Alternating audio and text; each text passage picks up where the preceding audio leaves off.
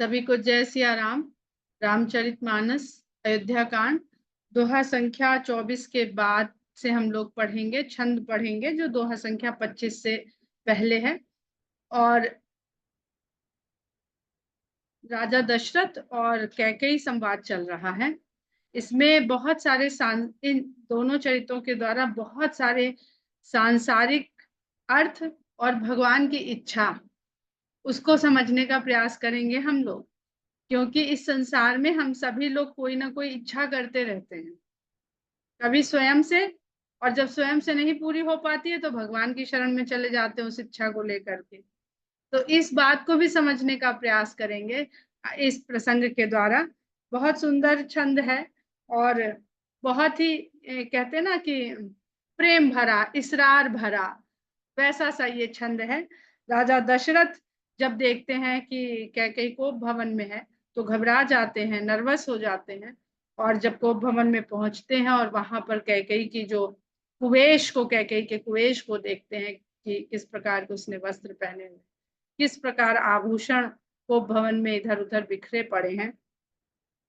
तो कहते हैं कि हे तु रानी रिसानी पर सत पानी पति ही निवारई, मानहु सरोस भुवंग भामिनी विषम भांति निहारई, दो बासना रसना दसन बर मरम ठाहरु देखई, तुलसी नृपति भवितव्यता बस काम कौतुक लेखई।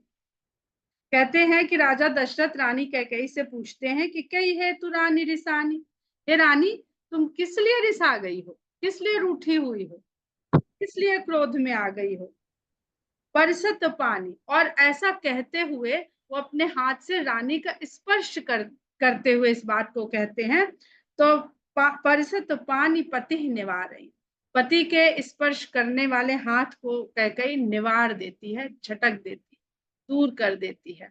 निवारई जो शब्द है वो निवारण शब्द से लिया गया है, और अलग अलग जगहों में इसका तुलसीदास जी ने अलग अलग तरह से प्रयोग किया है।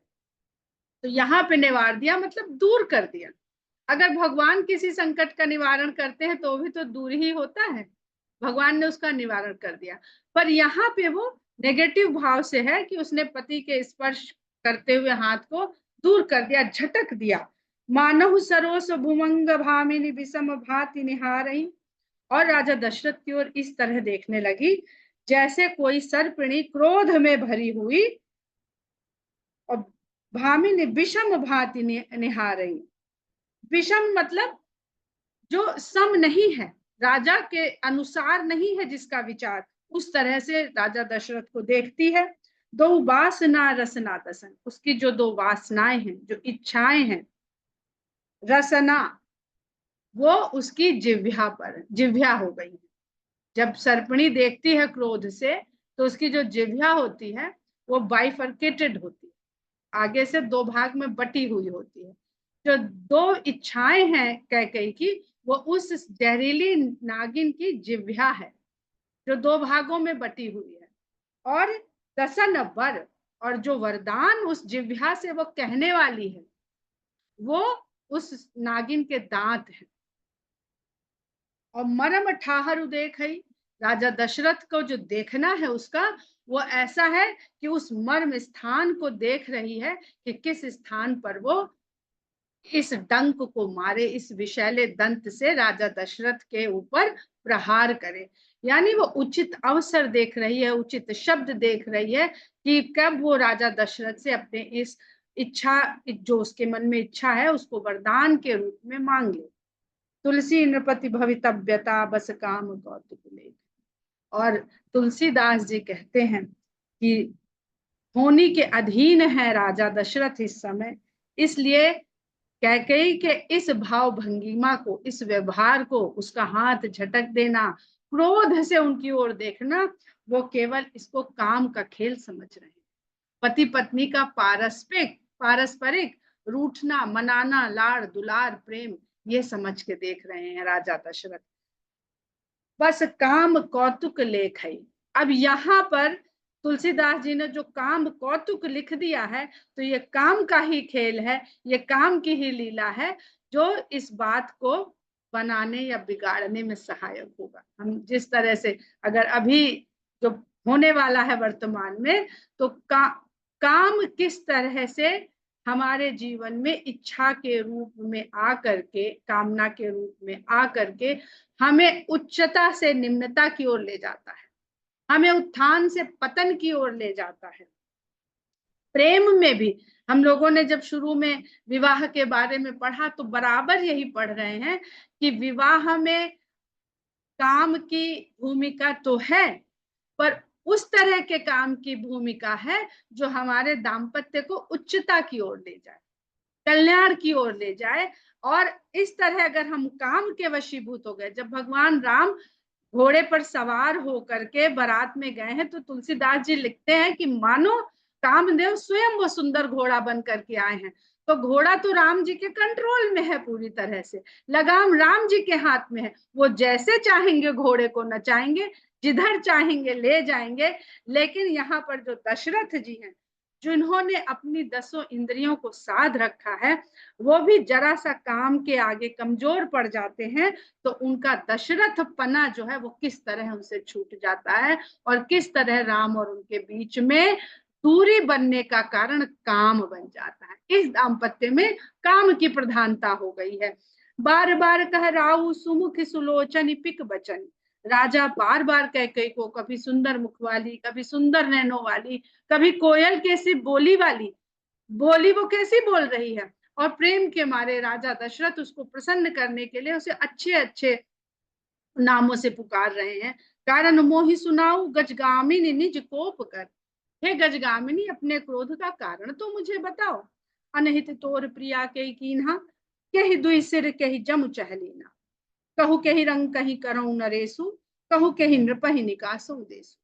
कहते हैं प्रिया ये तो बताओ कि तुम्हारा अनहित किया किसने है, जिस कारण तुमको क्रोध आ गया है, और किसके दो शीश हैं इस संसार में, किस ये जो कही द्विसिर, इसका आध्यात्मिक मतलब क्या है ये मुझे अभी नहीं समझ में आया है। जो भी जिसको अगर इसका कोई भी तात्पर्य समझ में आता हो वो इसके बारे में अवश्य बताएगा।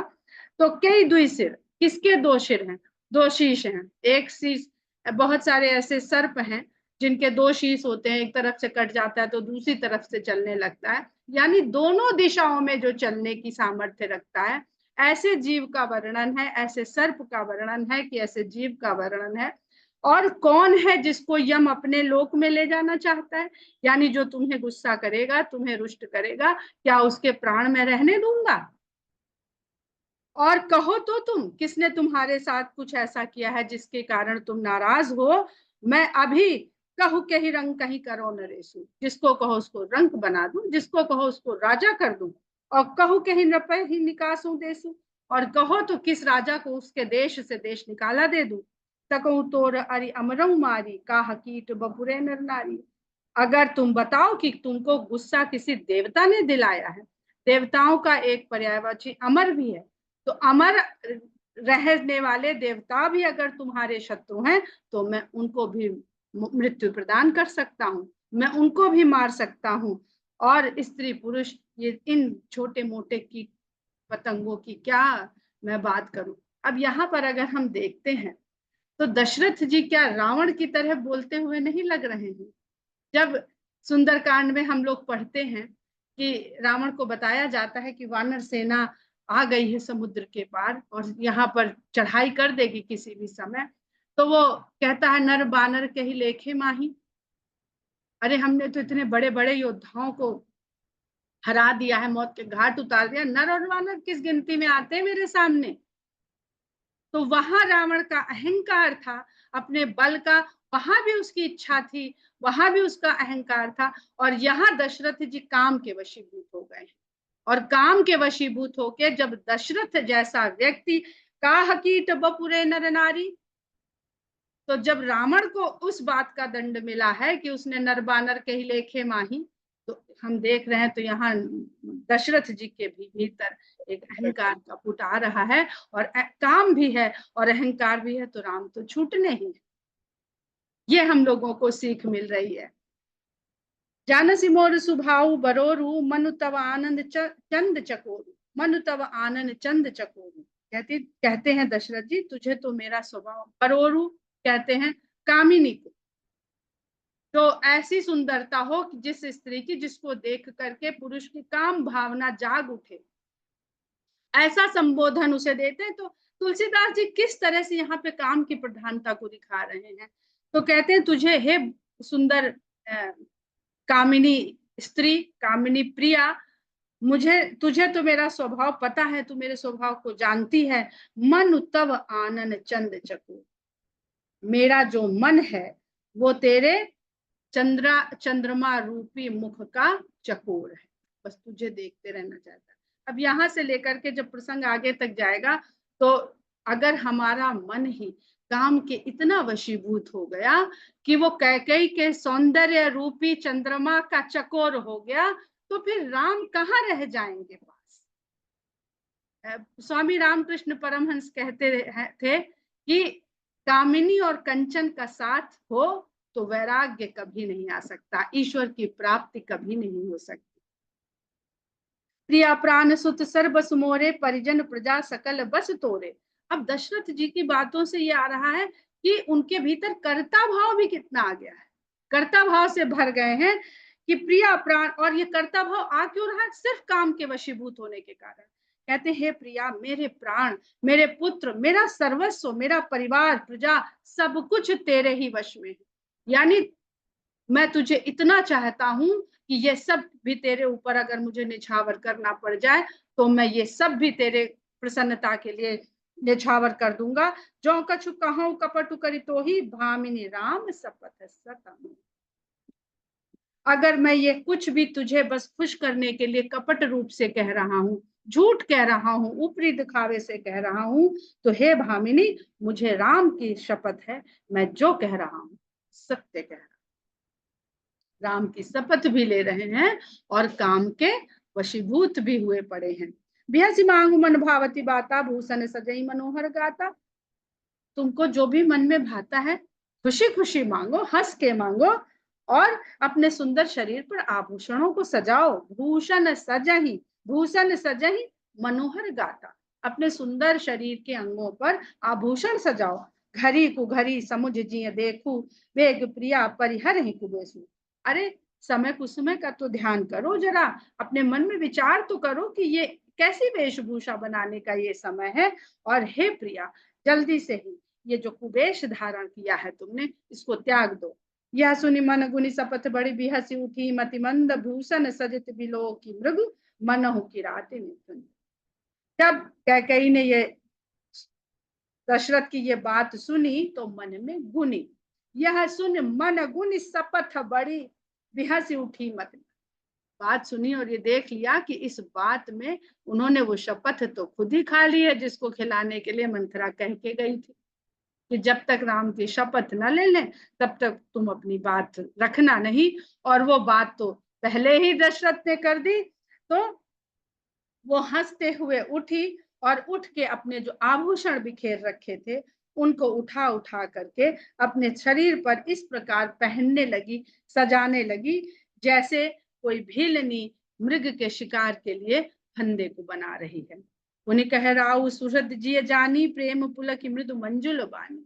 राजा दशरथ ने देखा कि उनकी इस बात का रानी कैकेयी पर अच्छा असर हुआ है और वो शायद क्रोध को त्याग चुकी है और उठ के अपने आभूषण पहनने लगी है, तो पुण्य कह राउ सुहृद जिय जानी। कैकेयी को हृदय से सुहृदय सुंदर मन समझ करके राजा प्रेम से पुलकित हो गए कि अरे बड़ी रूठी हुई लग रही थी पर बड़ी जल्दी मान गई। तो बड़े सुंदर और मधुर वाणी में बोले, भामिन भयउ तोर मन भावा, कि ये अपना कुछ मनवांछित मांगने जा रही है, मैं तो इसके मन चाही बात पहले ही कह दूं। भामिन भयउ तोर मन भावा, घर घर नगर आनंद बधावा। हे भामिनी, तेरी जो मन भावनी इच्छा थी, तुझे जो मन को भाता सबसे ज्यादा, वो तो होने ही वाला है, होने ही जा रहा है। देखो तो जरा, नगर के घर घर में आनंद बधावे बजाए जा रहे हैं। क्यों? राम ही देव काली जुबराजू, सजहि सुलोचन मंगल साजू। राम को कल युवराज पद दिया जाने वाला है, इसलिए इस समाचार को सुन करके हे सुलोचनी, हे सुंदर नेत्रों वाली मेरी प्यारी रानी, जरा मंगल साज तो सजाओ। ये क्या कुवेश बनाए बैठी हो, मातम के जैसा वेशभूषा बना रखी है। दलकी उठे सुनि हृदय कठोर, जन छुई गयो पाक बर। राजा दशरथ के ये वचन जैसे ही कैकेयी के कानों में पड़े, दलकी उठे सुनि हृदय कठोर, उसका कठोर हृदय जैसे लगा फट जाएगा, दरक जाएगा इस समाचार को सुनते ही, और ऐसा लगा कि जैसे पके हुए बलतोड़ का जो फोड़ा हो जाता है उसको किसी ने छू दिया हो। ऐसे पीर बिहसते ही गोई, चोर नारी जिन प्रगति न रोई। ऐसी पीड़ा होने पर भी वो पीड़ा को छुपा गई और ऊपर से हंसती हुई दिखने लगी। इस प्रकार हंस रही है जैसे कोई चोर की स्त्री सबके सामने रो नहीं सकती। चोर चोरी करते हुए पकड़ा गया, उसकी मोहल्ले भर के लोग पिटाई करने लगे, उस भीड़ में चोर की स्त्री भी है तो बेचारी रो भी नहीं सकती कि सारे समाज को पता चल जाएगा कि मैं इसकी पत्नी, तो वो अपने रोने को छुपा ले जाती है। उस प्रकार अपने भाव को कैकेयी ने छुपाया और ऊपर से हंसी। लखई न भूप कपट चतुराई, कोटि कुटिल मनि गुरु पढ़ाई। जो भी वो है हंस रही है, मुस्कुरा रही है, पर बनावटी हंसी को तो साधारण मनुष्य भी पहचान लेता है कि आज आप अंदर से खुश नहीं दिख रहे हैं, ये ऊपरी ऊपरी हंसी है। लेकिन राजा को उसकी ये चतुरता, ये कपट समझ में नहीं आया। कोटि कुटिल मनि गुरु पढ़ाई, अगर अप्रसन्न या अरुचिकर दिख जाती तो राजा दशरथ को समझ में आ जाता, लेकिन ऊपर से प्रसन्न दिख रही है क्योंकि उसकी गुरु मंथरा ने उसे अच्छी तरह से पढ़ा सिखा रखा है। यद्यपि नीति निपुण नर नाहु, नारी चरित जल निधि अवगाहु, कपट स्नेहु बढ़ाई बहोरी, बोली बिहस नयन मोह। यद्यपि राजा नीति निपुण है, फिर भी स्त्री का जो चरित्र है वो अथाह समुद्र के समान है, उसको था नहीं मिल सकती है। कपट स्नेह बढ़ाई बहोरी, कपट के साथ स्नेह को दिखाती हुई बोली, बोली बिहस नयन मुह मोरी, हंस के लेकिन राजा की तरफ से मुंह को फेर के थोड़ी सी रुष्टता दिखा के हंसती हुई, व्यंग से हंसती हुई कहती है, मांगू मांगू पै कहो पिय कबहू न देहु न ले, देन कहे वरदान दुई ते पावत। इतनी देर से आप कह रहे हैं क्या चाहिए क्या चाहिए क्या, उसने राम को युवराज पद होने जा रहा उसका कोई उत्तर ही नहीं दिया, उसका कोई रेस्पॉन्स ही नहीं किया उस पर। कहती है कि आप हमेशा जब देखो मांग मांग कहते तो रहते हैं, लेकिन हे प्रीतम आप लेते देते तो है नहीं, कभी खाली कहते रहते हैं, बातों से लुभाते रहते हैं। देन कहे वरदान दुई ते पावत संदेह, कभी आपने दो वरदान देने को कहा था वो तो आज तक दिए नहीं, वो मिलेंगे कि नहीं मिलेंगे हमें तो उसमें भी संदेह है, पुरानी चीज तो दी नहीं है, नहीं देने की क्या बात करते हैं, पहले जो पुराना लेन देन है वो दीजिए तो हम जाने। और यहाँ पर जो चौपाई है कि यद्यपि नीति निपुण नर नाहु, नारी चरित जल निधि अवगाहु, तो यहाँ पर जो ध्यान देने बात है वो ये बात है कि नारी का चरित्र अथाह जलनिधि के समान उन पुरुषों के लिए है, वो चाहे जितने नीति निपुण हो, चाहे जितने होशियार हो, चतुर हो, पढ़े लिखे हो, उच्च पदासीन हो, लेकिन अगर काम के वशीभूत हो जाते हैं, वो काम पे अपना नियंत्रण नहीं कर सकते हैं, तो स्त्रियां उनको किसी भी तरह से बरगला लेती हैं, किसी भी तरह से उनको मूर्ख बना लेती हैं, अपने काम करा लेती हैं। जाने मरम राउ हंसी कहाई, तुम्हें कुहाब परम प्रिय है। जब रानी ने इस प्रकार कहा कि दो वरदान जो आपने देने को कहे थे वो तो हमें मिलने में संदेह है, अब और क्या मांगने की बात कर रहे हैं आप, तो जाने मरम राउ हंसी कहाई। तब राजा को ये मर्म समझ में आया कि अच्छा रानी इसलिए रूठी हुई है कि मैंने जो देने को कहा था वो आज तक दिया नहीं है। तो कहते हाँ हाँ ये बात तो तुम्हारी ठीक है, तुम्हें कुहाब परम प्रिय है। कुहाब यानी कुहाना, मान करके रूठ जाना। कहते हैं कि तुम्हारा कुहा जाना परम प्रिय, यही तो मुझे बहुत प्रिय लगता है। क्यों? स्नेह भी है, प्रेम भी है, लेकिन साथ में मान भी है कि मैं क्यों मांगू, हाथी राखी ना मांगी हुकाऊ, बिसरी गयो मोहि भोर सो।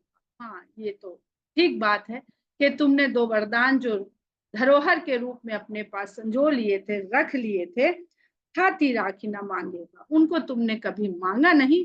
और हाँ मेरा भी भोला स्वभाव है, मैं भी उसके बारे में भूल गया था, और कभी पूछ नहीं पाया तुमसे कि वो जो 2 वरदान तुम्हारे पास बचे हुए हैं, तुम्हें देने को मैंने कहा था, वो मैंने भी कभी नहीं कहा कि तुम्हें क्या चाहिए उस वरदान के रूप में, जरा बताओ तो।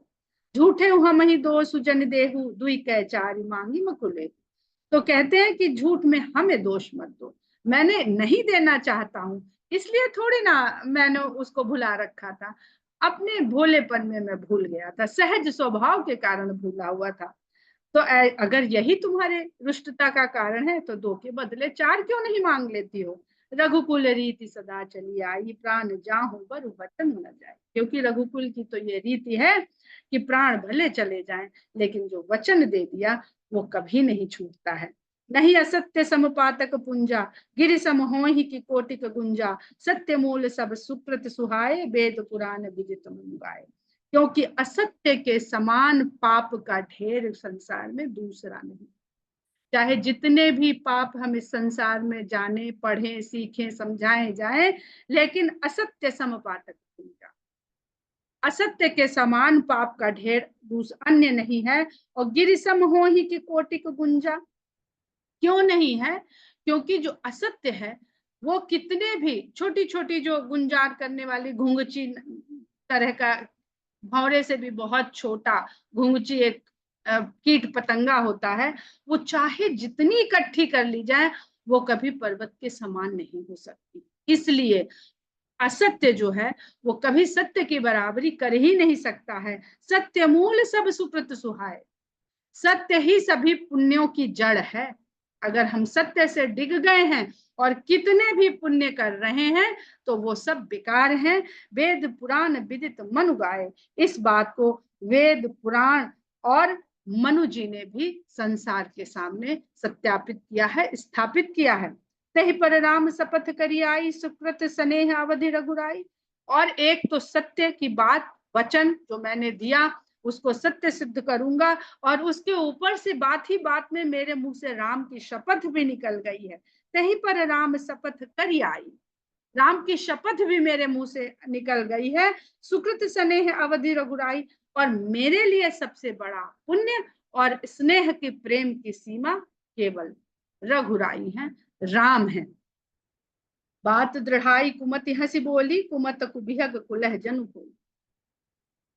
बात की दृढ़ता को जब जान गई कैकई, तो बुरी बुद्धि वाली कैकई तो हंस करके बोली कुमत कुबिहग कुलह जन खोली। उसकी जो बुरा विचार था वो बुरे पक्षी के आंखों पे लगी हुई टोपी के समान उसने हटा दिया।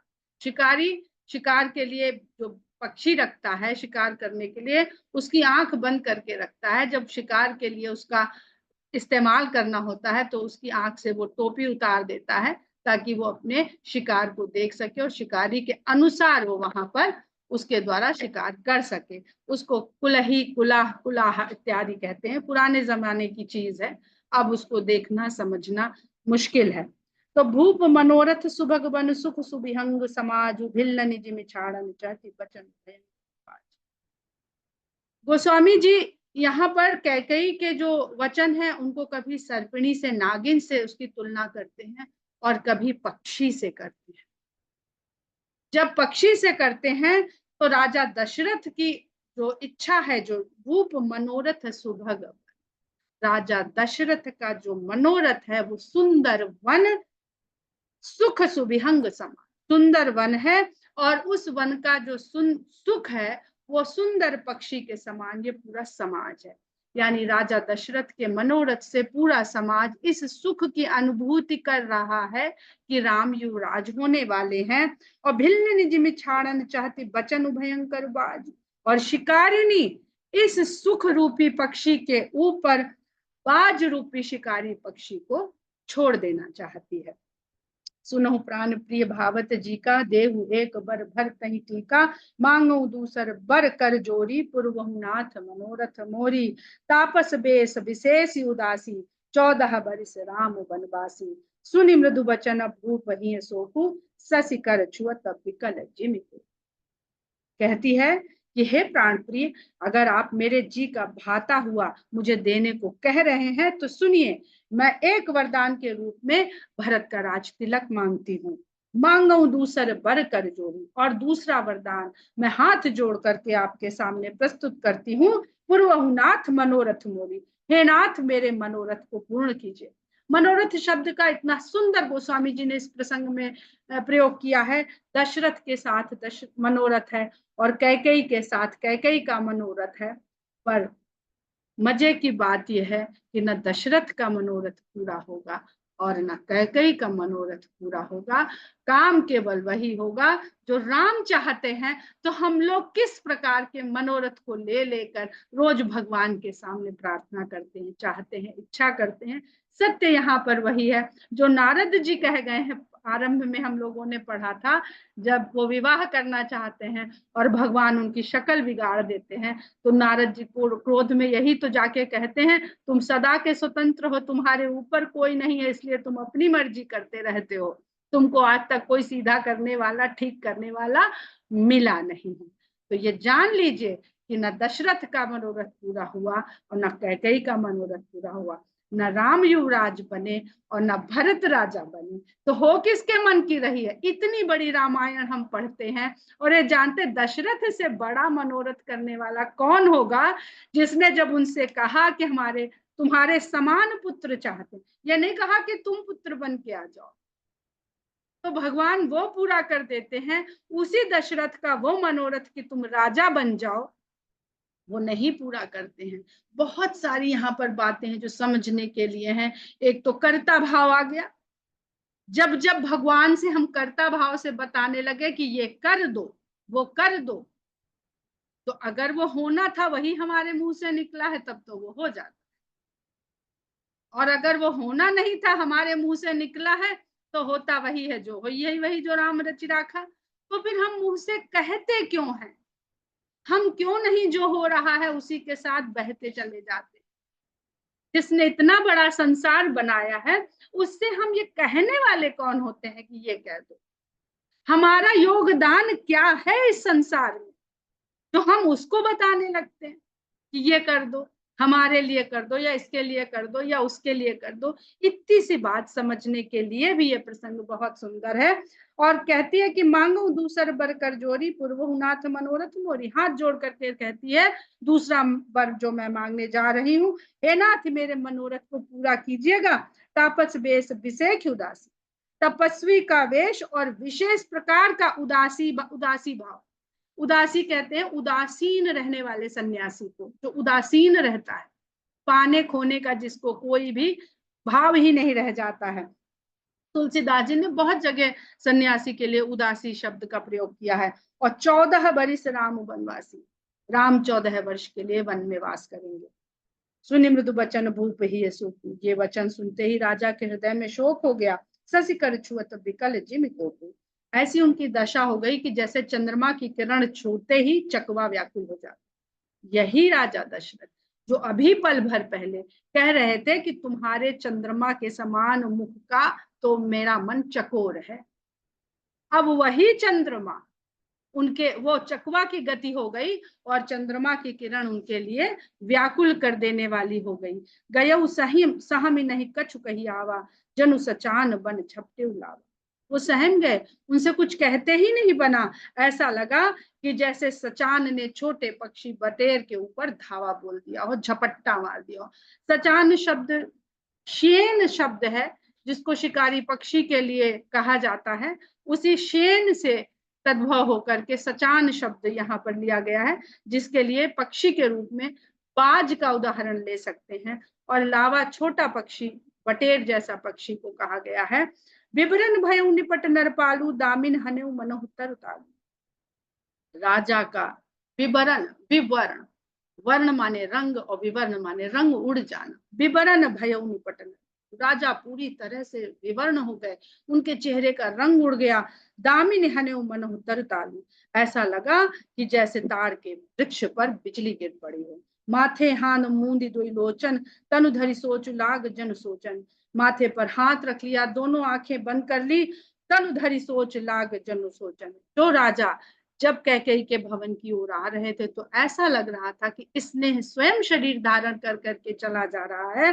अब इस समय लग रहा था कि तन उधरी सोच लाग जन सोचन, ऐसे लग रहा है कि सोचने यानी चिंता ने शरीर धारण।